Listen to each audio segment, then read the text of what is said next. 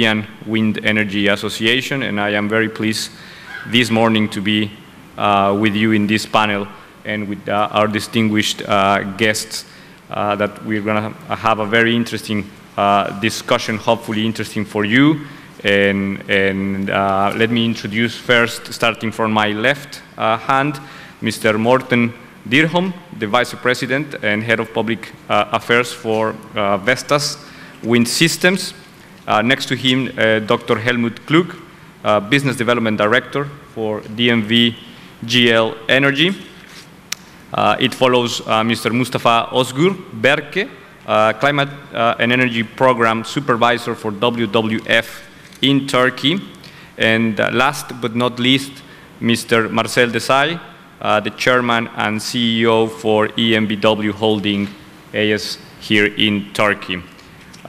With this distinguished panel, we will start basically our discussion. The format will be a Q&A chaired by myself. There are no presentation, no slides. It's going to be a more interactive session, so I will kindly ask you that if you have questions, you write them down. There will be plenty of opportunity for you to interact with the panel. I'm expecting this to have a couple of questions from myself here at the stage, and then I will open the floor for all the possible questions that you might come up with. So, just in case that you have forgotten what is the topic of this panel, it's basically importance of wind power plants in terms of energy and environmental policies.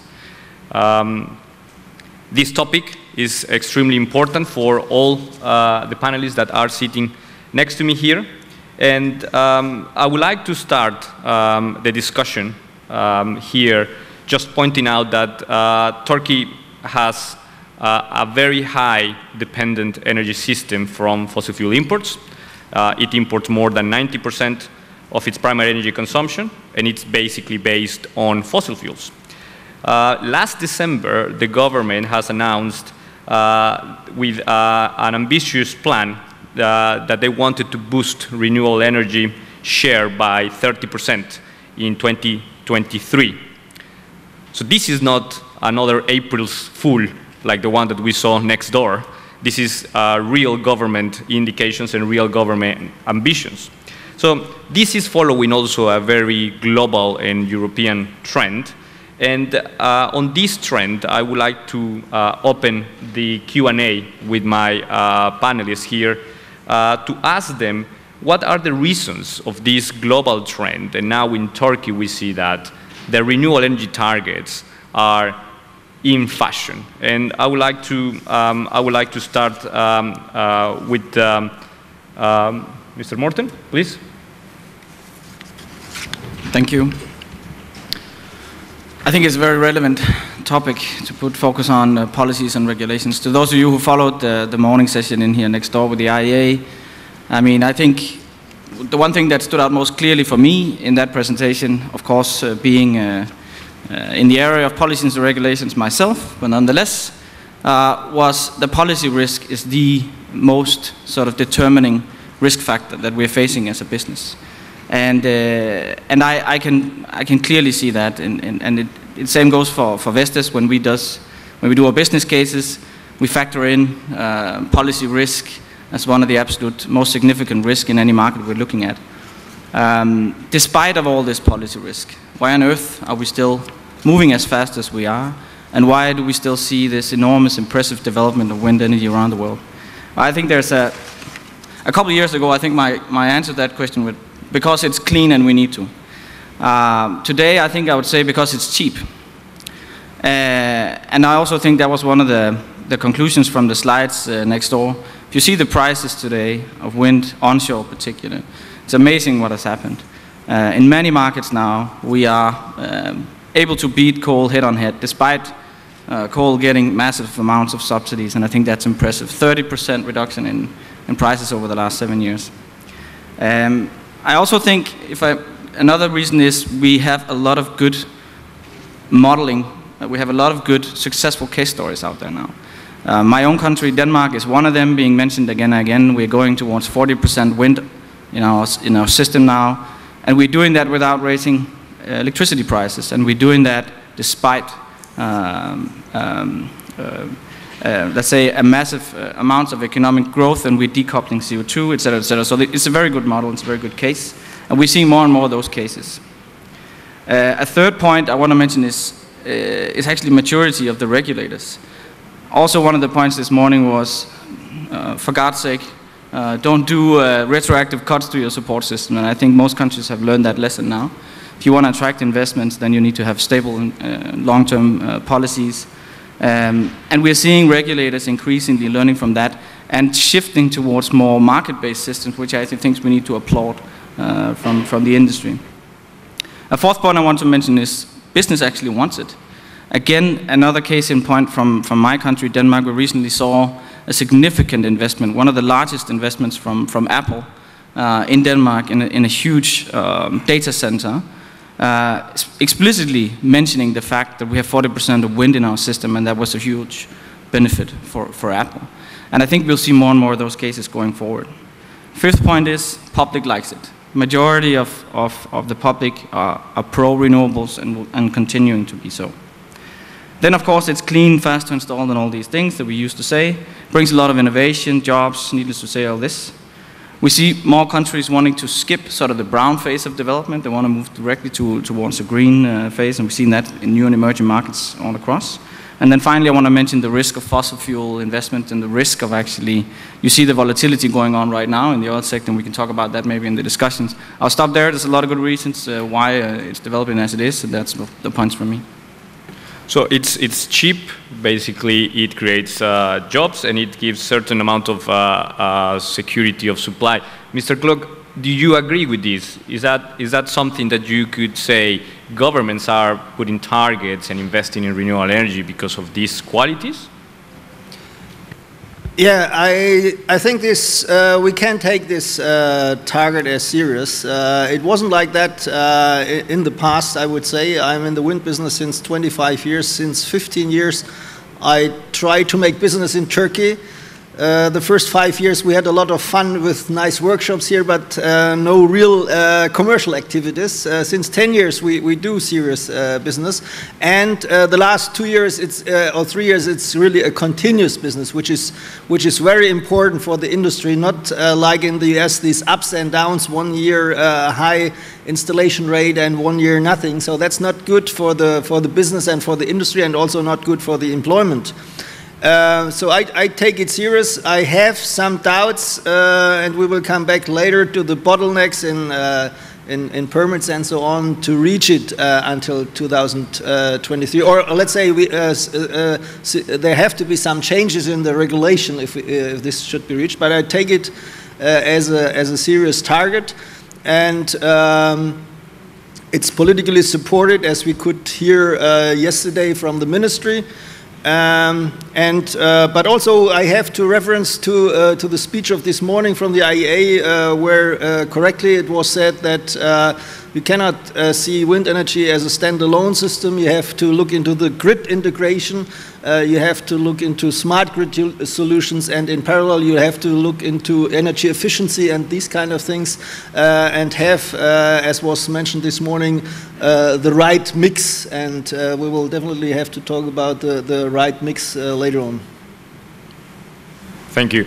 Then let me turn the question to WWF here. Why is that you consider that in Turkey an ambitious renewable energy target and a departure from fossil fuels is important? If you allow me, I'll speak in Turkish. Kusura bakmayın, bütünlüğü buldum ama burada Türkçe hitap etmek gerektiğini. I'm sorry, but I need to address you in Turkish. The question actually asked to me is that why actually is Turkey directing its energy towards the green energy? Right now, you know, there is a target for the 2023 for the renewable energy. Actually, I need to draw a negative picture. For the year 2023, we have a target of 30% of wind energy.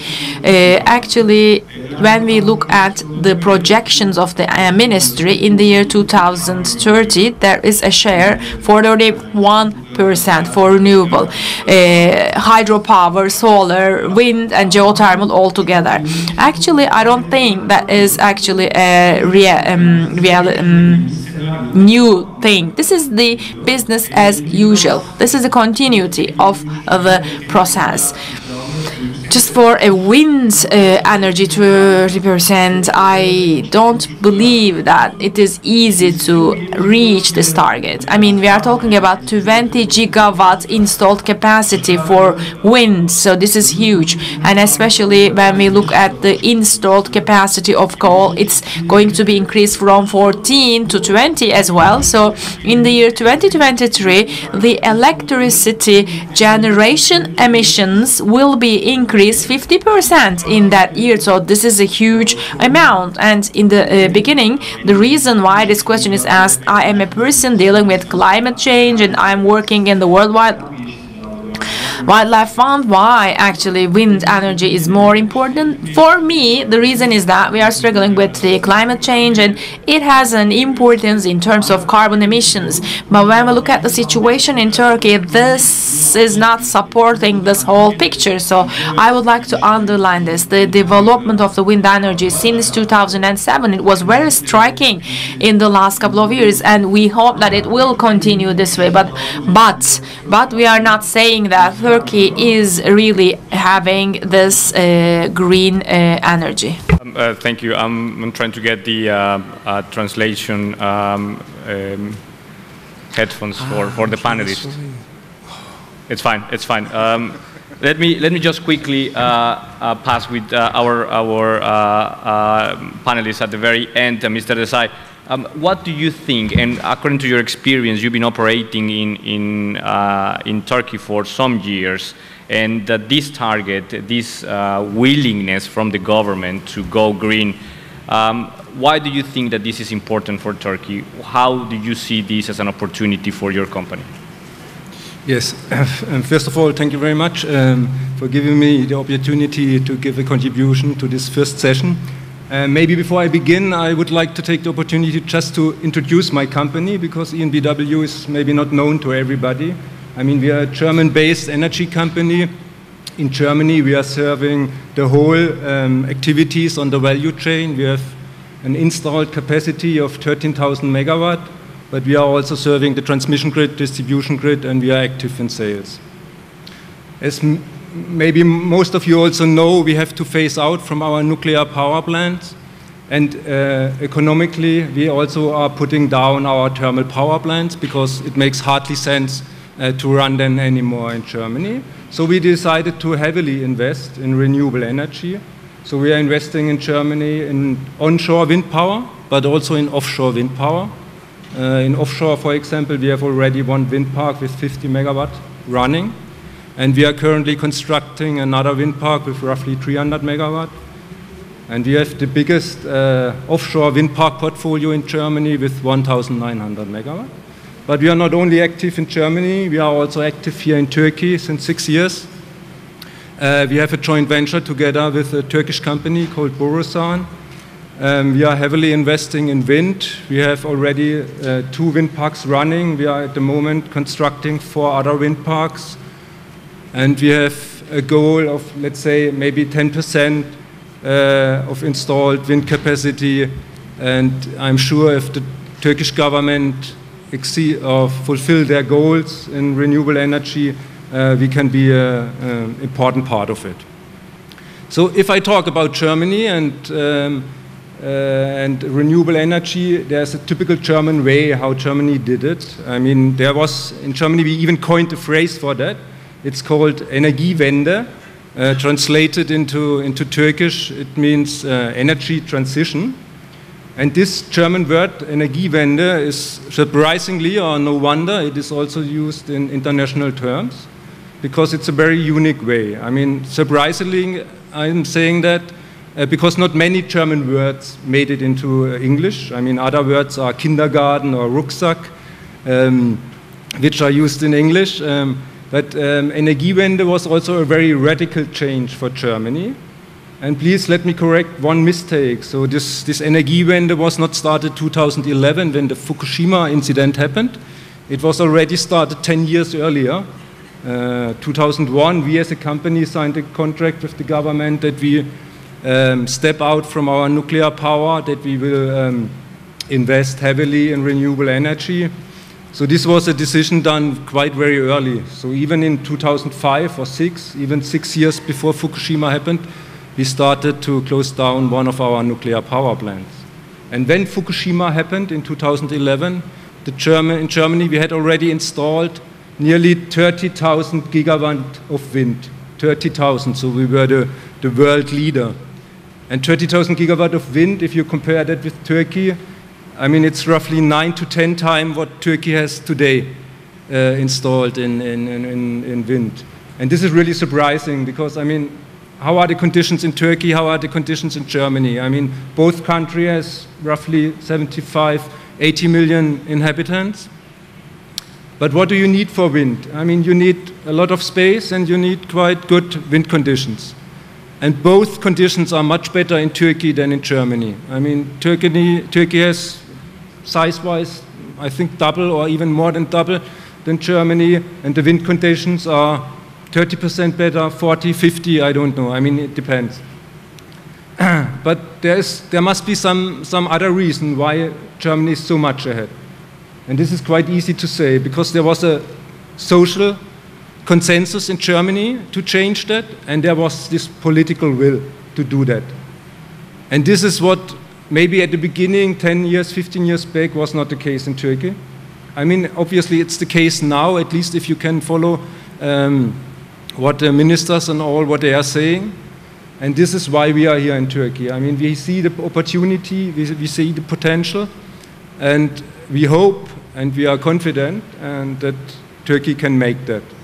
And I have to admit, this Energiewende is not now only a German thing. I mean, it's a multiple Energiewende, you can say. I mean, it takes place everywhere in the world. I mean, you can go to China.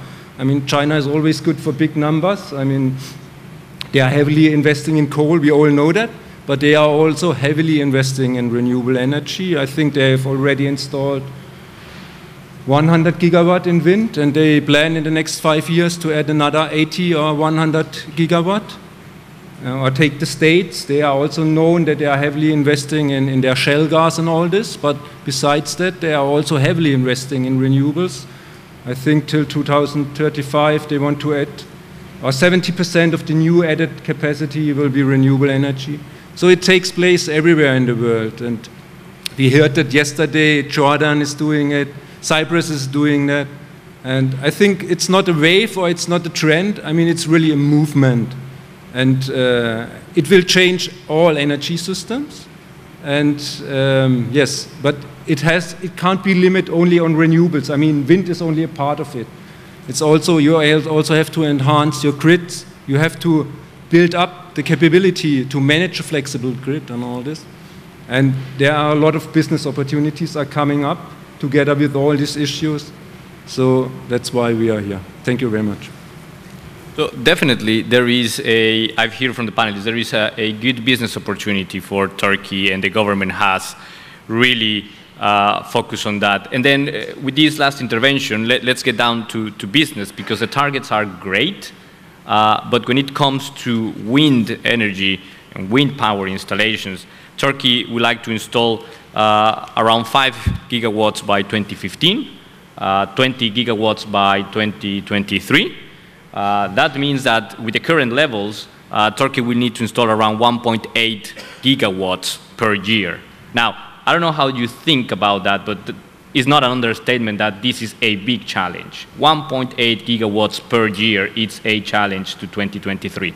So you have somehow introduced what are the opportunities, why government and businesses are doing it, but let's turn around to, okay, what are the challenges? Because when we are talking about this session, the importance of wind power plants in environmental and energy policy, it's the really important subject. So what are the challenges? And these next set of questions are to address what are the challenges in your perspective from the point of view of your companies. And let me start with Vestas.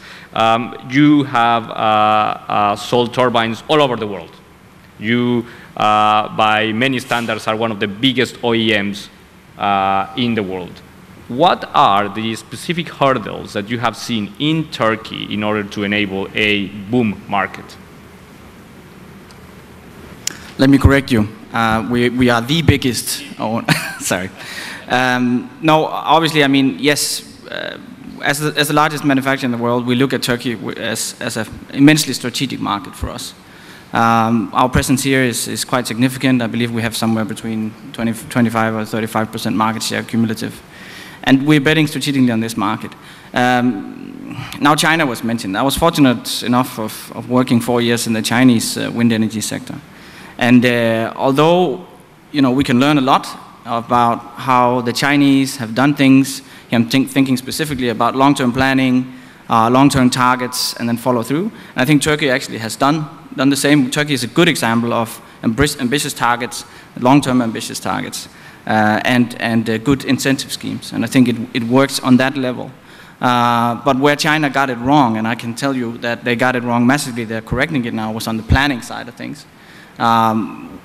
We saw, and still, up towards 25% of all erected turbines in China are not grid connected. I've been driving through, we call them wind energy deserts, up in Inner Mongolia, where you just saw endless amounts of turbines, just leaking oil, not connected to the grid, all due to bad planning. Now they're correcting that, luckily in China, doing it quite quickly, so they're moving forward. But when I look at Turkey, and where I see the biggest risk for Turkey is also on the planning side. If you look at the planning cycles and the project and permitting and development of projects here, the lead times are simply too long. The bureaucratic processes are too long, too many agencies are involved, and there's absolutely a case to be made in terms of optimizing that part of the system. And I think that needs to be a real focus area. But I can also see and I can hear over the last couple of days where I've been here that it is a focus area. So we are going to see, I hope, some movements in that direction. The other point I want to make is, yes, we have local content requirements here in Turkey. And although they are done in a way that is fairly flexible for us to accommodate, it's still a concern for every party involved. I mean, you think about globally, then local content requirements. If you start multiplying them and put local content requirements in every country, then supply chain planning would be close to impossible, and prices would go up everywhere. So it is a challenge. Now, there's also a focus here. It's not that I'm saying that abolish the local content requirements. Let's work with them. But maybe there's a way to incentivize and make it more stable. So when we do come in with investments in this country, then we have more guarantees that we can actually get full production out of those investments, potentially also export out of Turkey. So there could be some tools to be looked at in that sense. Those are the two things I want to mention with regard to Turkey. Thank you. Thank you. Mr. Klug, you mentioned briefly just a minute ago grid integration as one of the important aspects that we need to take care of when we are looking at integrating wind energy. The presentation from the International Energy Agency pointed out also about grid integration. Now, there has been many studies stating that grid integration becomes a problem when you have high penetrations of wind energy. Is it the case in Turkey? Do we need to take care of grid integration at this very moment in time with this level of penetration? So the level of penetration is still at a point where no immediate action is necessary, but to do a proper planning, as was also mentioned this morning, to be prepared when the content is going up, that's very important, because then if you face these problems, it's too late to sort them out.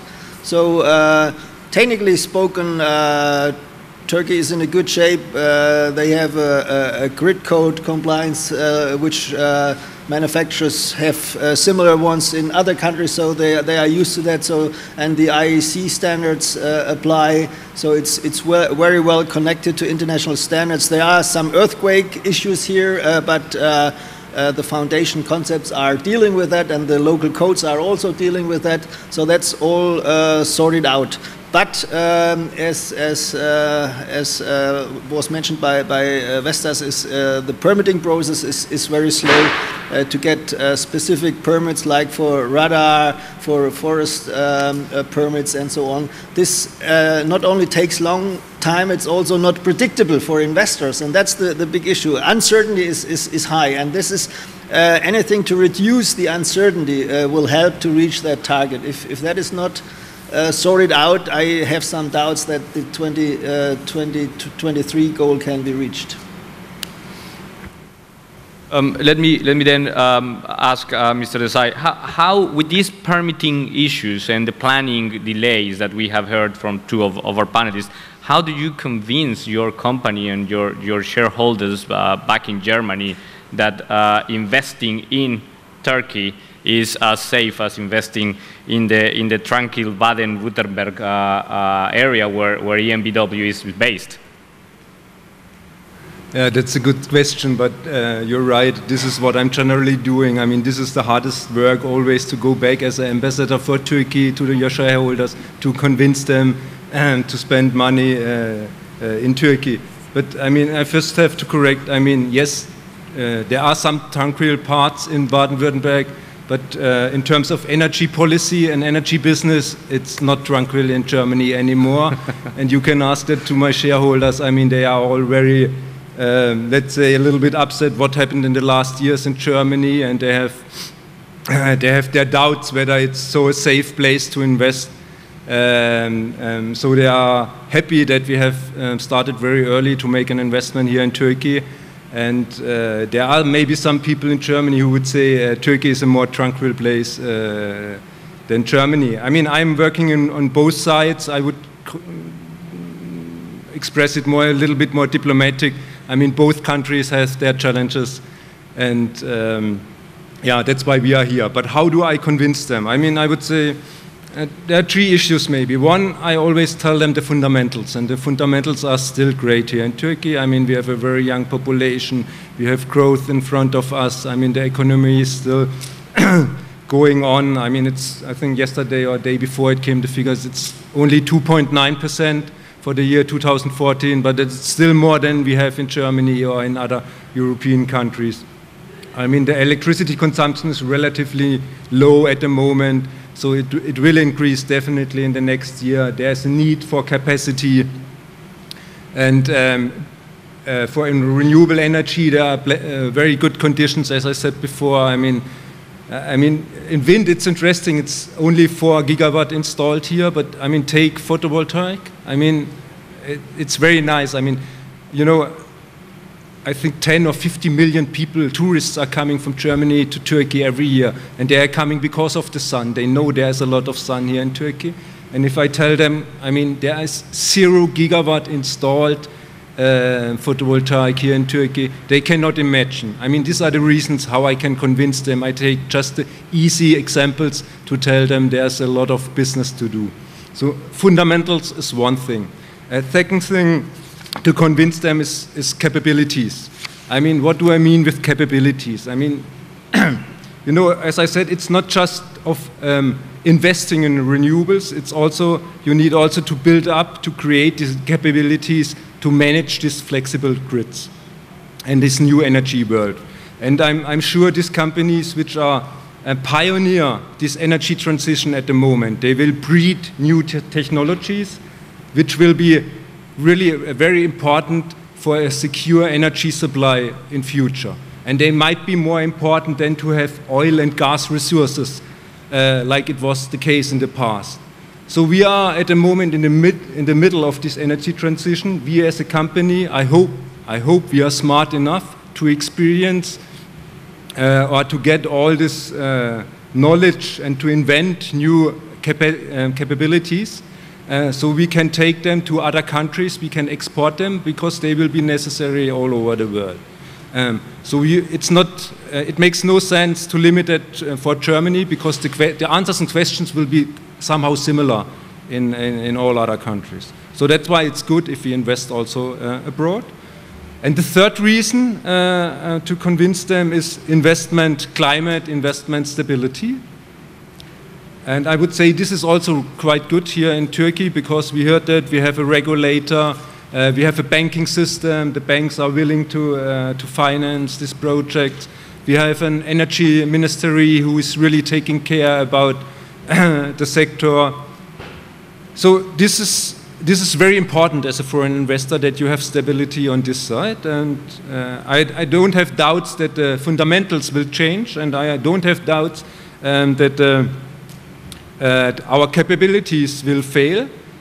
And I really hope that I will be not disappointed in terms of investment security. I mean, it is really important that Turkey keeps on the track, that they will stay investor-friendly, that the market is open, that they grant new projects, and if you have a license for a project, that is also secured, that not there are regulation changes and all this.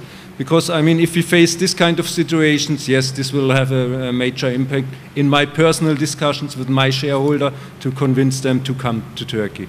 I mean, our plan, as I said, we have already wind power plants in operation. We are building new wind power plants, but we want to get 1,000, 1,500 megawatt in the next in the next 7-8 years. So for that we need some kind of investment stability, and I'm positive. And this is also what I expect from Turkey, that we will have here no difficulties upcoming up. Thank you very much. Then let me turn to Mustafa. We've been speaking about the challenges and the important regulatory barriers. Planning and permitting is one of them, and it's been agreed amongst the panelists. From the environmental protection point of view that WWF represents, what are the challenges that you see environmentally for wind power plants to be a serious player in electricity generation in Turkey? Teşekkürler. Bu konuya bahsettiğim.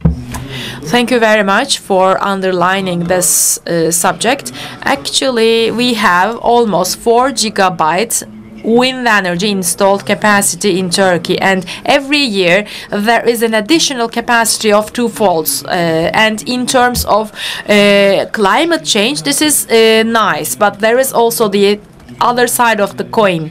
There are some impacts, environmental and social impacts of those projects. As the WWF Turkey, when we look at the Turkey's electricity generation, we believe that the wind energy should take an important role in this. But of course, it has to be environmentally and socially sustainable.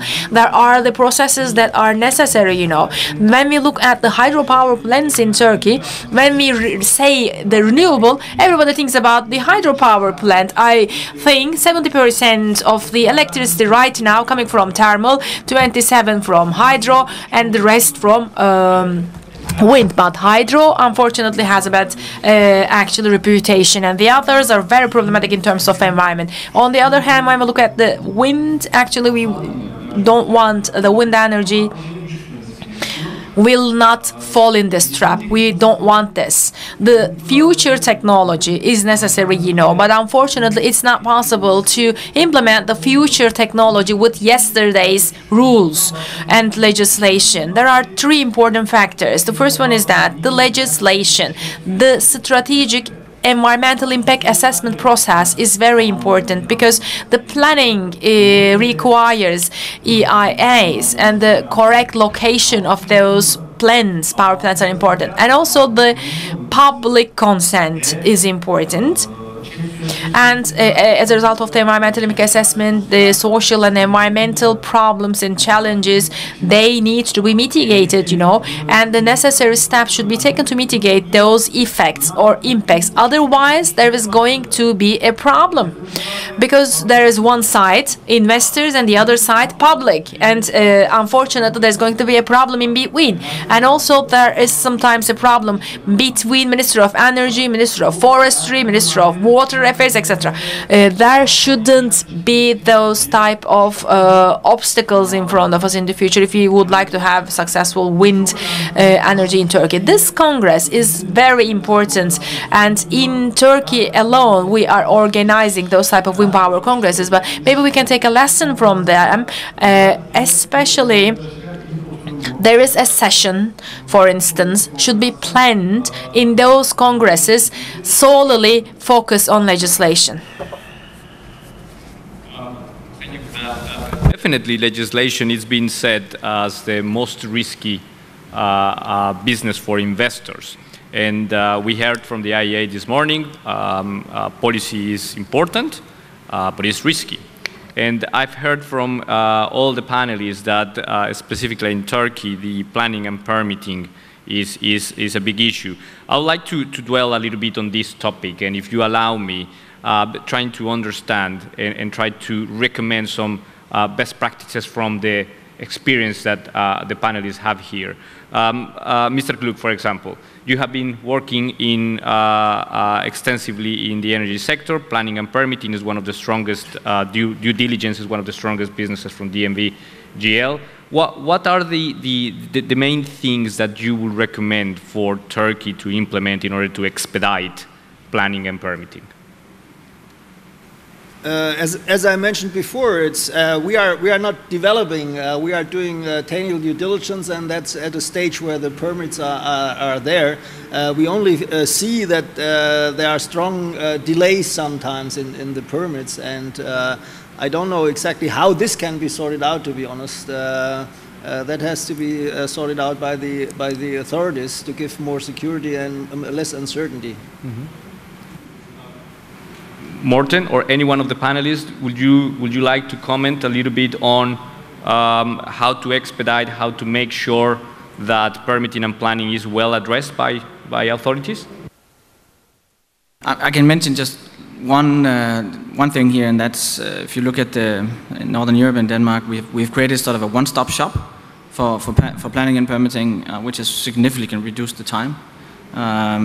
Also, we've seen increasingly Danish authorities taking over a lot of the planning risk of projects, which has helped a lot.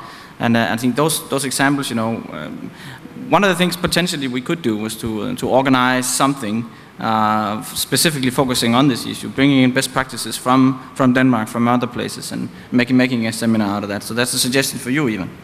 That's okay. Well taken and written. But let me then go back to Mustafa. You mentioned about the environmental impact assessments, and from experience in many other countries, this is where sometimes authorities do not agree in the methodology, do not agree on the impact assessment, and then comes public acceptance issues that you also mentioned.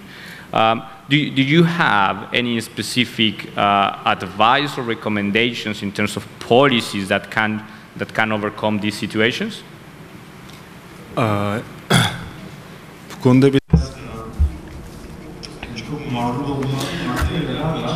Actually, we should be modest in here, because there's a need for a platform which is operated smoothly. First of all, before the ministries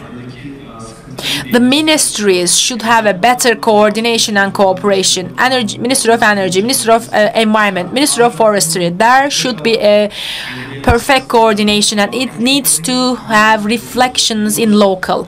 We have seen many examples. Some of the investors, especially, you know, I think if they are less than 50 megawatts, they are not subjected to EIA.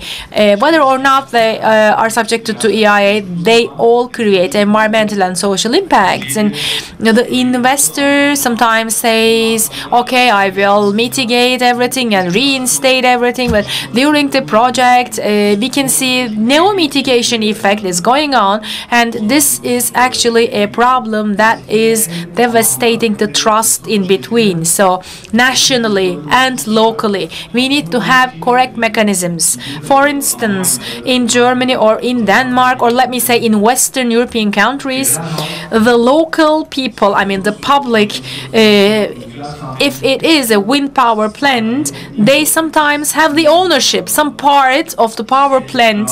They become the shareholders of this power plant, and for this way, they can accept this project in a better way. I don't know. This shouldn't be understood as bribery. Be careful in this point. This is very sensitive. So I don't know what kind of a mechanism I can recommend, but maybe under the leadership of the Minister of Environment, correct mechanisms should be implemented. And again, I would like to underline the importance of strategic environmental impact assessments. Those assessments should find its place in the Turkish legislation ASAP. That's very interesting what you mentioned about community ownership of wind power plants. In the same way that it has applied quite successfully in Germany, in Denmark, in some places in the UK and France.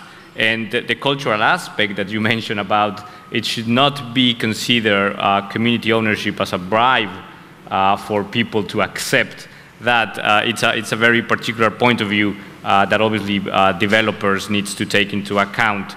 But let me ask, is there, from the point of view of a utility perspective, from EnBW, when you invest in a project that could have a strong opposition from the local community, what are the sort of mechanisms that can be triggered and that in your experience in EnBW in Germany could be applied back here in Turkey?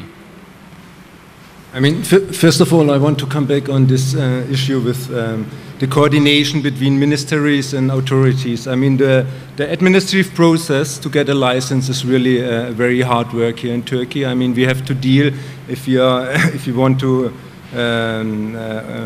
get a license for a wind power plant, with 30 authorities, and most of them, they are not harmonized.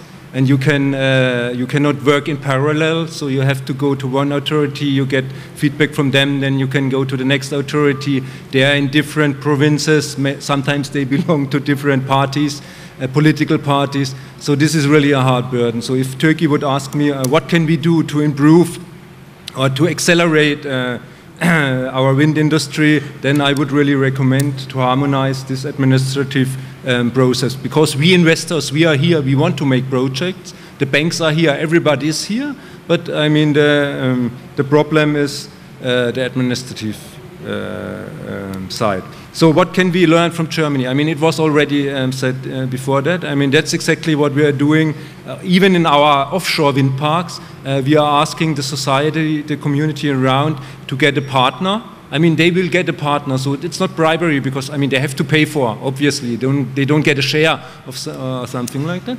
But we are inviting them, we are explaining them, and it's really, if they are involved as shareholders, they see it with totally different eyes than if they are just harmed by having a wind park in front of them. They hear the noise and the landscape is spoiled or something like that, then they are against it. But I mean, in principle, everybody is for wind, because I mean, everybody wants to have energy, everybody says, okay, somehow we have to produce it, but please don't do it close to me, do it somewhere else.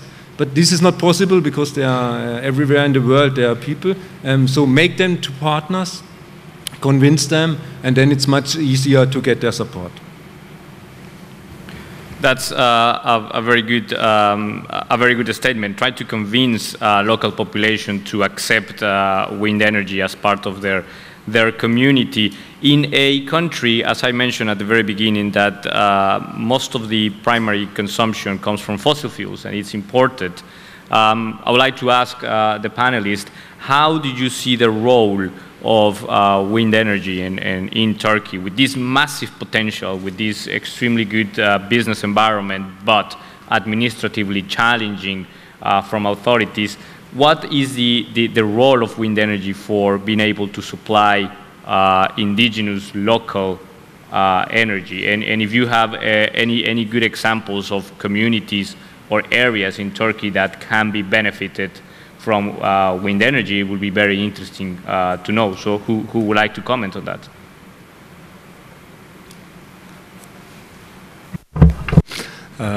Biz geçtiğimiz dönem Kasım ayında yayınladığımız In last November, we published a study. It was about the projection of 2030 and clean energy supply for Turkey. The subject is this: is it possible to do it, and what is the cost for it? What is the effect on emission, etc. Those type of topics are researched in this study, and we also searched the role of the wind in Turkey. As a result of our study, we recognized that actually you have not listened to my presentation before. Actually, as I said, 29% of electricity is from renewable. We have it 30% for 2023 and 31% for the year 2030. This is business as usual. We are not having an ambitious target actually in Turkey. Bloomberg New Energy Finance made an analysis, as I said, and in 2030, 47% renewable can be possible, and 26% out of this 47 can come from solar, wind, and geothermal, but mainly solar and wind. And you know, in Turkey, the fossil fuel is very important, and the other resource is hydropower plant for energy besides fossil fuel. And in the year 2030, the wind may have a better position. And it means that 27 or 28 gigawatt installed capacity is required. This means this. To keep it short, for solar energy, there is a possibility and opportunity for Turkey as well. And this scenario actually is now head-to-head with coal policies. And, you know, the emissions are also important. And we need to also try to fix those emissions at those levels. This is possible, feasible, and also it's a must for Turkey to do this, because there are climate change negotiations that are going on. Maybe there's going to be a new climate agreement, like a Kyoto Protocol to take place of Kyoto Protocol, and the commitments are now shared about Kyoto Protocol. I'm not going to give examples, but for China also has commissions, and they are saying that after 2030 they will start to decrease their emissions. And Mexico, you know, Mexico is also a developing country. We can consider it similar to Turkey. In terms of emissions, they also said they will decrease their emissions in 2030 20%, 22%, and up to 2030 they also say that they're expecting a peak for their emissions, but there will be a decrease later. There is also an international conjuncture in here, so Turkey also must to take similar steps, and wind energy will play an important role for Turkey. This has to be recognized. The wind energy should have more priority than fossil fuels. Thank you for the clarification, because indeed we did not hear the first intervention you had. We have one comment from Mr. Klug. Yes, about acceptance, I wanted to make a comment. What also is increasing the acceptance is job creation, and you know, this job creation is in place usually in quite remote areas where there is not such big industry, and where employments are, job creation is needed, and that is also a part of increasing the acceptance of wind power. And you were saying about local content. There is, of course, some room for improvement, but the system in Turkey about local content is quite moderate still. I mean, we have seen other examples where countries went too far, like Russia, which was demanding a very high local content from the beginning, and that was stopping the industry totally. That's not a good thing. So you have to gradually do this, and I think Turkey is on the right way, and local content, of course, is increasing the acceptance. And about wind, if it comes to higher penetration, I mean, we all know that wind is fluctuating, but we have to make a clear statement here that wind is highly predictable. We do a lot of short-term day-ahead forecasting, so you can easily and very accurately predict what the electricity production will be tomorrow afternoon at 3 o'clock. So that's, and you can, with the right energy mix, and if you start in time to create some incentives, what was mentioned this morning as well by IEA, for storage, I mean, then this energy mix will really allow a high penetration of wind energy. We have not to forget that wind is highly predictable. So that's a point which is quite often forgotten. That's extremely interesting. Wind energy is quite predictable. How do we convince policymakers, system operators, that this is the case? In Denmark, we have seen a very high level penetration, same as in Germany, in other countries, but still in markets where wind energy is now developing, we still have this paradigm. What would you say to these authorities and to system operators and general public about that predictability? How can that be better understood by the general public? There are some systems where balancing costs have to be paid. So if you do the forecasting wrong, you are punished by having to pay balancing costs. And there was a similar system in place, which is not the case anymore in Turkey. But yeah, this is well known. I mean, like our company does for the whole of Greece, does since years for the Hellenic grid operator for the whole country the day ahead forecasting, and it works quite well. And this can be easily introduced, and it's also done by the utilities in all countries as an internal planning tool. So that's well known that we do worldwide like 40 gigawatts of the worldwide capacity in wind. We do the short-term forecasting for, and it works quite well. But of course, in parallel, you have to, as I mentioned before, to look at the mix. The same is possible for solar. It's quite easy to forecast solar when there are no clouds, but when there are clouds, it's quite tricky. And we have also a system in place for solar forecasting. And of course, this incentives for storage and smart grid. So it's all a combination of a whole system. Like we operate in the Netherlands a so-called smart city, where smart grid solutions are applied, and where the sources are brought closer to the demand. And this kind of let's say, supporting mechanisms have to be developed in parallel to increase the penetration of wind. Is there any reactions? Yeah. Yeah, I want to add something. I mean, we have to be frank. I mean, yes, wind energy is very predictable now, and we have improved there a lot. But I mean, still, I mean, it's, if you want to have a secured energy supply, you just take thermal. Because, I mean, thermal, you just switch on and off, and then you have secured energy. I mean, this is really the case. When I started my career 20 years ago, there was always talk about this triangle. You know, you have costs, you have security of supply, and you have environmental friendly.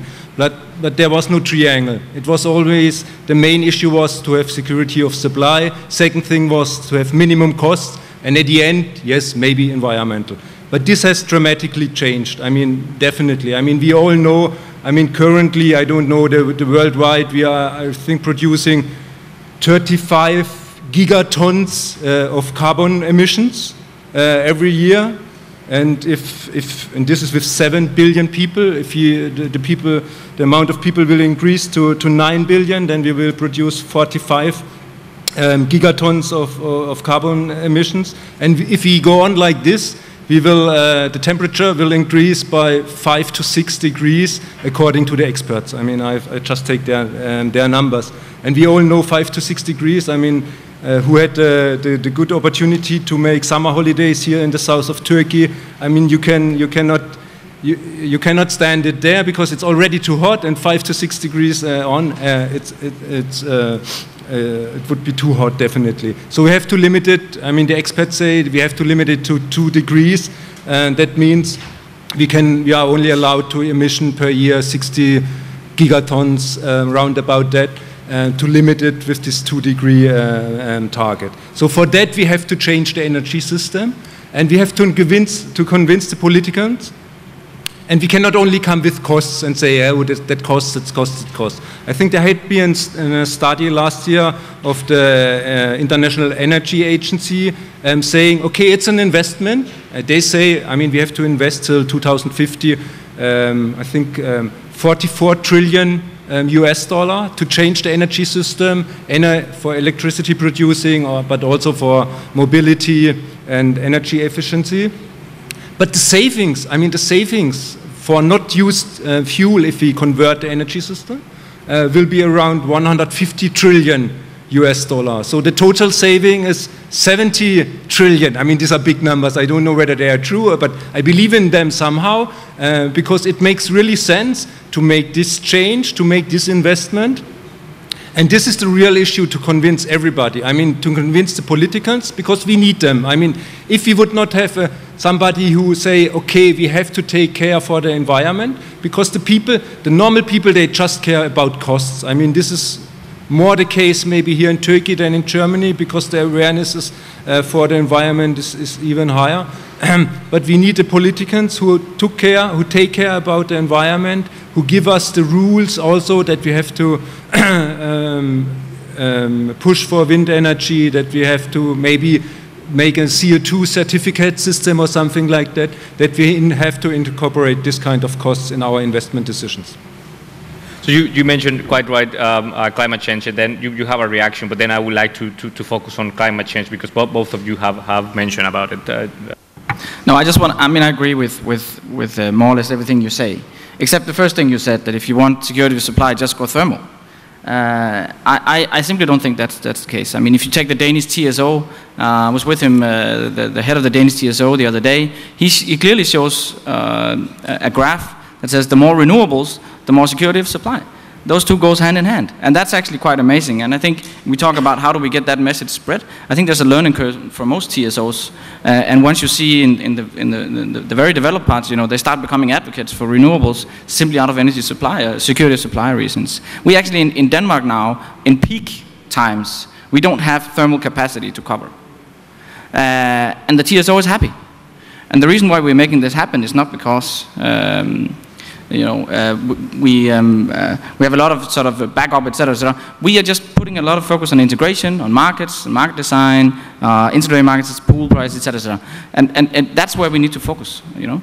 And security of supply comes through integration, and that's of course also why the energy union issue from a European side is so important. I just want to say one word on local content, because yes, I agree.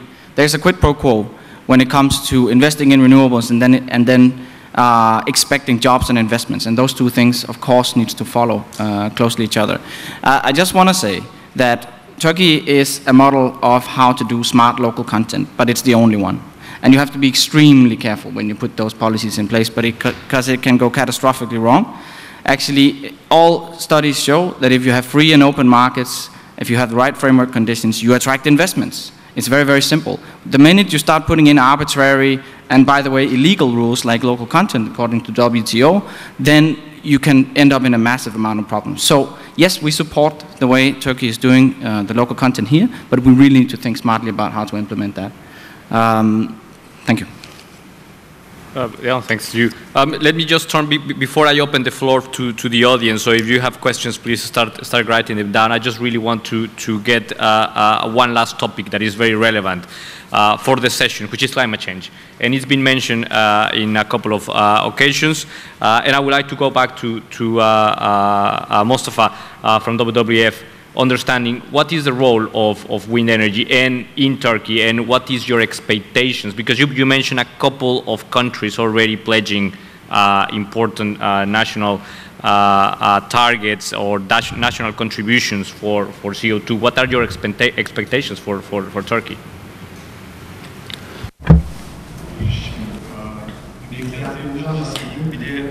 Let me talk about my expectations, and also I would like to talk about how we can have a climate-friendly policy in Turkey. Let me talk about this also.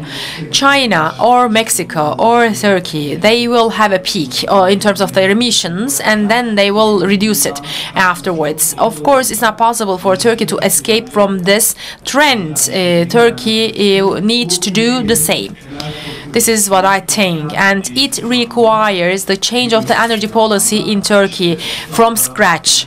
Especially now we are talking about 14 gigabyte coal that is going to be 24 or 25 gigabytes in the future.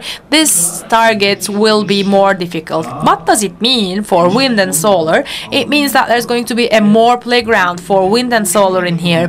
This is economically and technically feasible in Turkey. So in terms of energy policies in Turkey, there are 2023 targets: nuclear 10 gigabytes, solar 20 gigabytes, solar 5 gigabytes, coal 25. Everything is listed in here, but there's a need for prioritization among those. It is very important to do it as soon as possible in terms of cost and in terms of environmental impact, to reduce it as much as possible. Then we can have a better decision for our country. Let me repeat once again my final message. Not 30%, but in the year 2020, Turkey should increase it 40 or 50% of renewable energy. This is feasible, and the wind will have a great contribution to it. Thank you. 40 to 50% renewables. That's a quite ambitious one, indeed, and we hope it is well listening by the authorities. I wanted to open the floor now for questions. Is there anybody that would like to ask a question to any of the panelists? And if I can ask the organizers to be ready with a microphone, please. Excuse me, a microphone, please, for questions. So I have one, the gentleman here on the front, and then the second in the back. Well, you are closer. Sorry, I will take yours second. Hepinize merhaba. Hello, I'm coming from Izmir. I'm coming from Izmir, Karaburun. I'm representing a city council. I will make a comment, then ask a question.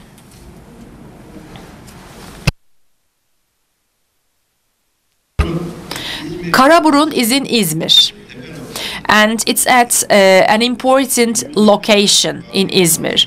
It is a virgin place in terms of environment.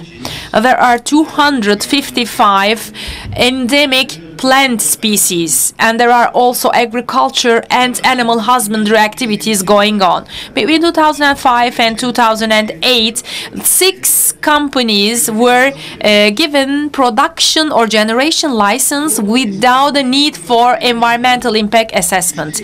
The license covers 2/3 of Karaburun. And during the investments, the ecosystem and biodiversity, they are now being killed, and the economic and natural existence of the local people are under threat. As Mustafa Berke stated a couple of minutes ago, the wind energy has also a social and economic aspects. There's a need for a special meeting for wind, but for social aspects only.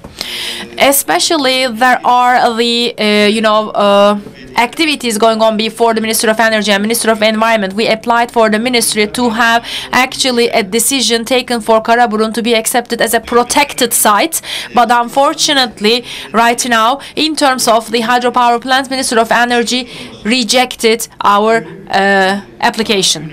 It is actually a village, and 150 kilometers far from the village to have a wind energy power plant, and disturbing people and destroying the pastures and meadows of the actually animal husbanders. How can we talk about renewable and clean energy which is environmentally friendly? Can I take the second question and then we address the answers, please?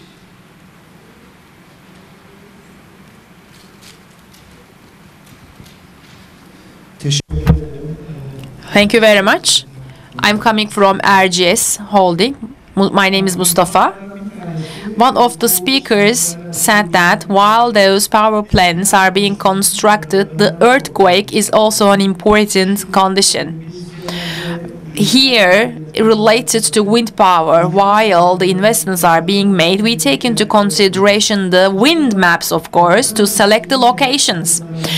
Are there any studies actually merging the earthquake maps with the wind maps? Is it embedded, or how do you actually do it? What is the regulation in terms of earthquakes? The second question, the wind energy, we have experienced important developments and also cost and return on investment. There is almost an optimization in terms of return on investment. But about solar, we are very actually far from optimization.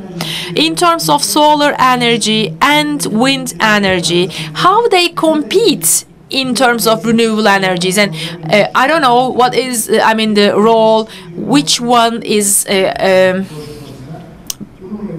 more important than the other one in the future, solar and wind? Thank you for the questions. Let's address first the first question related to environmental protection to a specific area in Turkey. Is there any immediate reactions or comments about how to go about protecting sensitive natural areas when we are developing wind?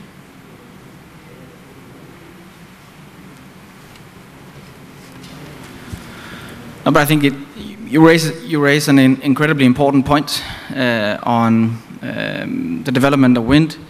I think we all in the industry need to be very focused on developing our renewable sources in a responsible manner. And that goes both for natural habitats, as you mentioned, it goes for wildlife in general. And that's why we have environmental impact assessments and all these things. It doesn't have to take 7 years, we can short that down, but they're there for a reason. And obviously, when you are dealing with big industrial development in areas of rural countryside of Turkey, these things we need to factor in. We can't just mow over landscapes with wind turbines. We have to think about this. So that's just important for me to underline that. But there's always this trade-off, right? Because as every study shows, we need to develop renewables if we are to keep ourselves within the 2 degrees Celsius scenario. If we go beyond 2 degrees, we're looking at, and maybe the WWF can help me, we're looking at mass extinctions of up to 25% of bird species, of other natural species, etc. And so there's no way around it. I mean, protecting the environment is about combating climate change first and foremost. So we have to find sort of a balance between protecting local habitats but still moving forward with wind energy.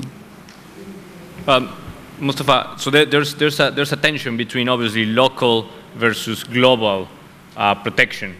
There's a tension between local versus global protection. So climate change, a global threat to humanity, and some wind energy developments affecting or impacting clearly potentially some of the natural ecosystems locally. How to go about this tension? Well, this is a $1 million. $1 milyon soru. It's a $1 million question. This is a very difficult question. Actually, based on Turkey, the environmental impact assessment process, this mechanism must be implemented perfectly. This is very important. Actually, the consent of the public is also very important. We should be careful. Strategic environmental impact assessment is very important. It is not in the Turkish legislation yet. And for solar energy, I think there are some pilot studies going on about strategic environmental impact assessment. But we must hurry because there are Karaburun and Çeşme. Those are very potential in terms of wind. So the environmental impact assessment should be done as soon as possible. And there are some red lines to be crossed, because of the ecosystem habitat, etc. We should actually improve the legislation, and then we can overcome the tension between local and global.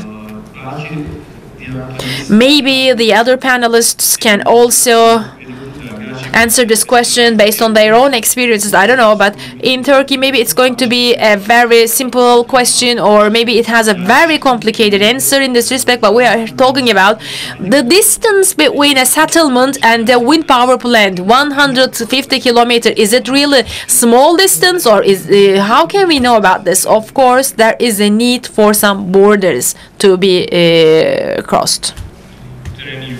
From the panelists, otherwise I will go straight to the second question, that is about whether there is a match between wind resource assessment and seismic zones, and if there is any tools available for matching both of them, or what are the legislation on that. That was the first question. Anyone?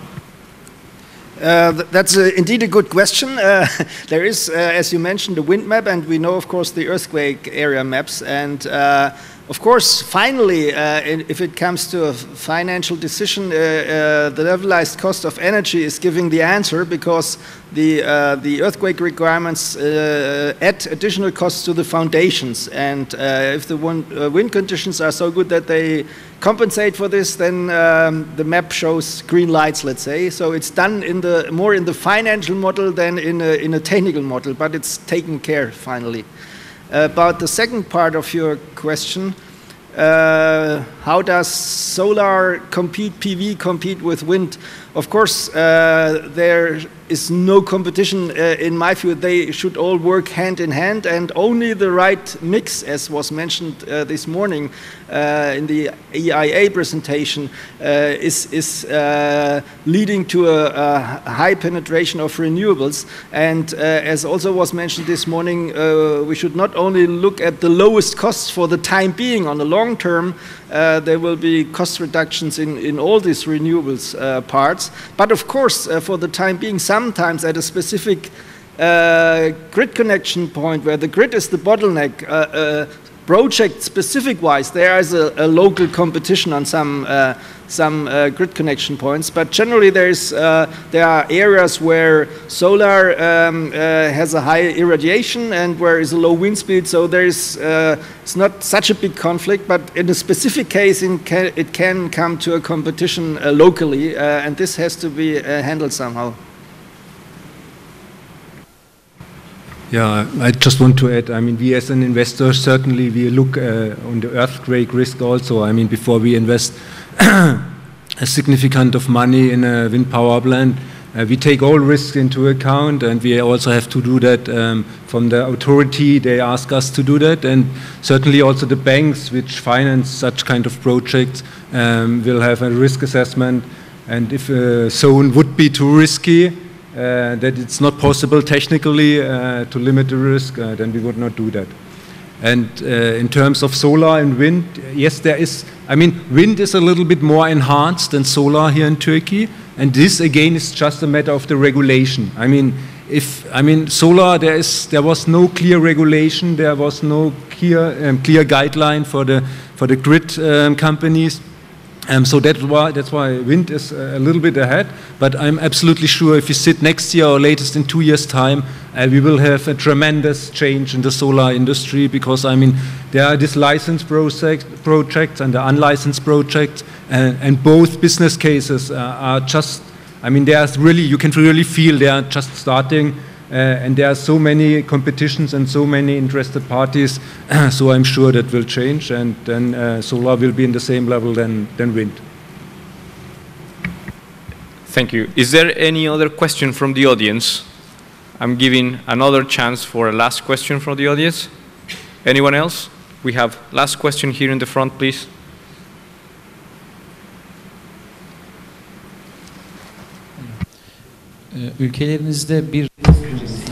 In your country, how much time does it take to have the licenses, including, how much time does it take to commission a wind energy power plant, starting from the licenses until the commissioning phase of the project? How long does it take? Can anyone give a benchmark of permitting timing? In the past, I would say it took us 3 to 4 years to do it. As I said, I mean, there are 30 authorities we have to deal with, and you cannot work in parallel for most of the time. But I'm very confident, and I have many discussions with the Energy Ministry. I mean, that will be lower. I mean, it has to come down to less than 2 years. I would say, because just to build it, I mean, we have close cooperation with Vestas. I mean, the moment you have all licenses and you have chosen an equipment supplier, it's very fast. I mean, then it's really very fast to build it up. But the license process takes the most of the time. Okay. And with that, then, I'm just going to quickly wrap the session in terms of what we heard today. We heard that there is an important opportunity for Turkey to develop wind energy. It has turned in a very profitable business over the last years. We saw that the government has very ambitious plans for renewable energy and for wind. Nevertheless, there are particularities of the planning and permitting system that need to improve. We heard from the panelists that in terms of technical standards, Turkey is in the same level as many of the other international markets when it comes to grid connection, requirements, standardization. We also heard that there are certain policies within Turkey, such as the local content requirement, are somehow very well implemented, and they need nevertheless to be worked out towards a more smarter solutions to allow optimization of supply chains. Last but not least, within the topics that we discussed was the importance of wind energy systems in protecting environment and the role of wind energy in climate change negotiations and keeping the 2 degrees centigrade path for the entire world. So wind energy definitely has an important place to play in environmental and energy policies, not only because of climate change and local protection of environments, but also as a security of supply, job creation, and obviously a good business opportunity for companies. With that, with those words, I just really want to have a very last statement from each of the panelists, 1-2 sentences about what we discussed today, and if you want this audience to go back home with a key message, what would that be, please? Turkey has a unique set of opportunities when it comes to wind energy. I mean, the resources here are phenomenal, and being sort of the intercontinental Congress here and the bridge between East and West, I'd say learn from the clear and long-term target setting from Asia, particularly China, but combine that sort of with Northern European, at least, focus on planning, market design, and system integration, and you have a perfect mix, and I think Turkey can really do it. We as Vestas are fully committed to support that process, and we're fully committed to Turkey going forward. Thank you so much. I also think that Turkey is on the right way to sort out the so-called energy trilemma, we call it, so that energy is reliable, affordable and clean, and this is some countries work only on 2 dimensions on a dilemma, but Turkey is on the best way to sort out this trilemma, and wind energy can significantly contribute to that point. Türkiye'de yenilenebilir enerjinin The share of the renewable energy should be increased in Turkey. Let me say a target for Turkey as 15 to 20% wind in renewable, but also there's a need for sustainability and environmentally friendly. I mean, I want to correct one thing, and I hope the audience can take that. I mean, there are some people who are running around and saying, oh, we were very good here in Turkey that we waited so many years for investing in wind energy because the costs came down and now we can do it much cheaper. I mean, the other countries who started earlier, they will not stay and do nothing on the renewable energy side. They will enhance their grid, they will build up the capabilities and all that. And at the end of the day, it will be very important for a country to have a flexible energy system. And really, Turkey has to speed up. And it's not just to build up wind power plants, it's much more. So they have to start now. And I mean, I know they do that if I talk to the politicians, but we have to see it also in the business. Thank you. And thank you very much. And with those words, I would like to invite, please, to the stage Mr. Eranil Gultekin from the board of the TUREV organizers, just to finish the session with this. Thank you very much.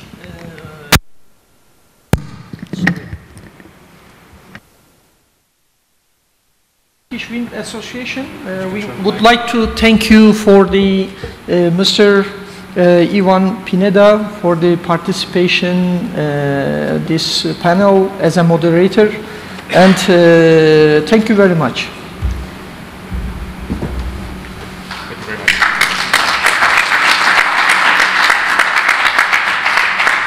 And likewise, we would like to thank our panelists with a big applause, please.